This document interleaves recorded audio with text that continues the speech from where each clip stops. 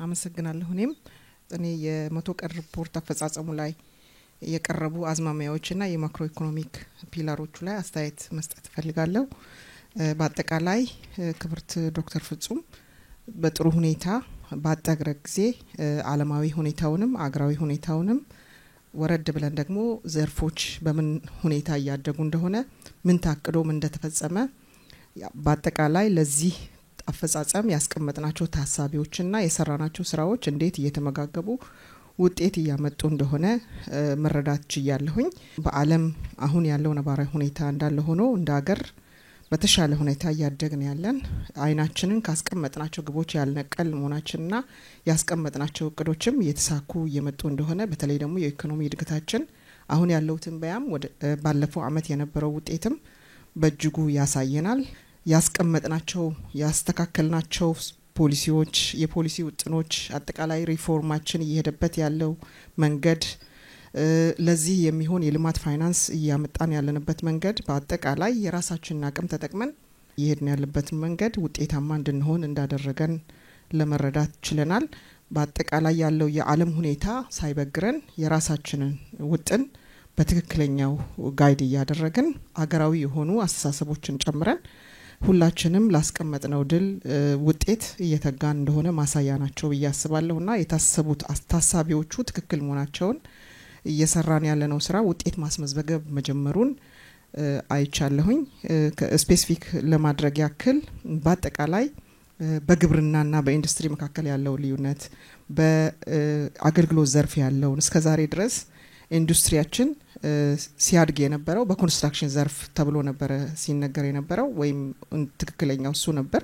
አሁን ግን ኢንዱስትሪ የመሪነት ሚናውን እየተቀበለ ግብርና ደግሞ ከዛ ባነሰ መንገድ ያደገ ስቲል ያደገ መሆኑ ተጠበቀ ሆኖ የኢኮኖሚ መዋቅራዊ ሽግግራችንም ውጤታማ የሆነ ስራ እየሰራ እንደሆነ በርካታ ማሳያዎችን ማንሳት ይቻላል። እዛው ያለን በተለይ ደግሞ ተኪ ምርትን ያዳንበት መንገድ ያዳነው ወጪ ለተኪ ምርት ያወዳነው ወጪ በተለይ በኮንስትራክሽን ዘርፍም በሌሎችም ዘርፎች በርካታ ወጪ ምናወጣባቸው እንደ ሀገር ግን እያሉን ያልተጠቀምንባቸው አቅሞች ላይ ፎከስድ ሆነን የሰራናቸው ስራዎች ያመጣቸው ውጤቶችና ያዳናቸው ሀብቶች በጣም ውጤታማ ስራ እየሰራ እንደሆነና ይሄ ዘርፍ በዚህ ዘርፍ የተጀመረው ንቅናቄም እንደ ግብርናው ዘርፍ ትልቅ ውጤት ያመጣ እንደሆነ ለምን ገንዘብ ይቻላል። ሌላኛው ዘርፍ የማዕድን ዘርፋችን ነው።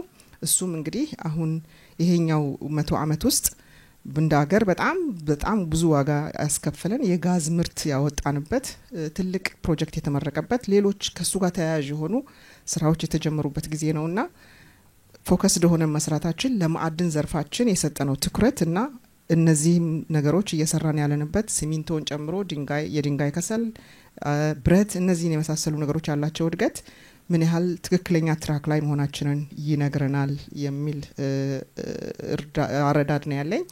ሌላኛው ኢአይኤች ላይ ነው አስተያየት መስጠት የፈለኩት። ኢአይኤች ላይ ከዚህ ቀደም በርካታዎቹ ኢአይኤች ውስጥ ያሉ ተቋማት በኪሳራ የሚታወቁ አገርን ዋጋ ሲያስከፍሉ የነበሩ ናቸውና እነዚህ ተቋማት ሪፎርም ተደርገው በርካታ ሀብት ያለባቸው እንደሆነ ይታወቃል።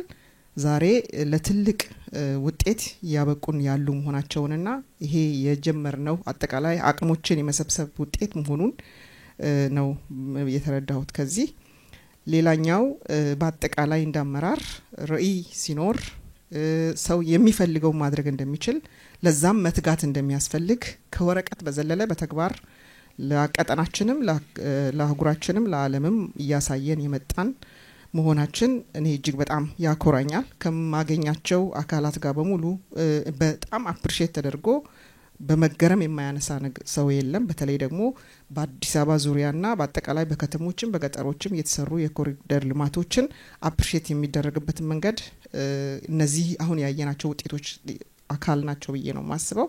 ለዚህ ደግሞ የፕሮጀክት ውጤታማነት ቅልጥፍና እጅግ በጣም ገራሚና ለሌላው ስራችን ለሰን ሊወሰድበት የሚገባ ከዚህ የሚጻፍ በርካታ ለሰን ይኖራል የሚል እምነት ነው ያለኝና የፕሮጀክት ቅልጥፍና ውጤታማነት ትልቅ ምርታ የመጣበት ትልቅ ውጤት የመጣበት መሆኑን ነው ያየሁትና ይሄ እንደማጠቃላም የተቀመጠው ትክክለኛ ነው የሚል እምነት አለኝ። ሌላኛው በሰብአዊ ድጋፍ ራስን የመቻል የሚለው በራስ አቅም ሰብአዊ ድጋፍን የማድረግ ተብሎ የተጀመረው በክልሎች መካከል ያለው ፍክክር በአጠቃላይ የመጣ ያለው ውጤት ራሳችን በራሳችን ለመደገፍ ያለን ቁርጠኝነት ይሄ ትልቅ በደንብ በአግባቡ የተመራ ስለሆነ የመጣ ውጤት አድርጌ ነው የምወስደው። ሌላኛው እና የመጨረሻው ቀጠናዊ ትስስርና ተጽዕኖ ፈጣሪነታችን ላይ ነው አስተያየት መስጠት የፈለኩት። በሁሉም ዘርፍ በሚባል ደረጃ የተፈጠረው ተጽዕኖ ፈጣሪነት ቀላል የሚባል አይደለም። ውስጡ ስላለን የማይሰማ ሊሆን ይችላል። ነገር ግን ከዚህ ቀደም በጎሪጥ ሲመለከቱን የነበሩ በተለይ ከ2019 በዩሮፒያን አቆጣጠር ጀምሮ ከሀገራችን ጋር ኮሚኒኬሽን ያልነበራቸው ሀገራት ዛሬ ምን እናግዝ ይሄን ቀጠና ያለ ኢትዮጵያ ይዞ መውጣት እንደማይቻል የዚህን ቀጠና ፌት ከኢትዮጵያ አቅም ጋር የተሳሰረ መሆኑንና እንደዚህ አይነት በጣም ስትራቴጂክ የሆኑ ጉዳዮችን ያለ ኢትዮጵያ መስራት በዚህ ቀጠና እንደማይቻል ወስነው ምን እናድርግ የሚል ጥያቄ እስከመጠየቅ የደረሱበት መሆኑን እኔ ራሴ ዊትነስ ነኝና እነዚህ ነገሮች የመጡት ፎከስድ ሆነን የራሳችንን አቅም አውቀን ስራዎቻችን ላይ ፎከስ በማድረጋችን እንጂ ችግሮች ስለሌሉ አይደለም። ስለዚህ እነዛን ችግሮች እየፈታን ነገር ግን ደግሞ የራሳችንን ያስቀመጥናቸውን ግቦች ለማሳካት ያለን ትጋትና ቁርጠኝነት ለዚህ አብቅቶናል ብዬ ነው ማስበውና ውጤታማ ስራ የተሰራበት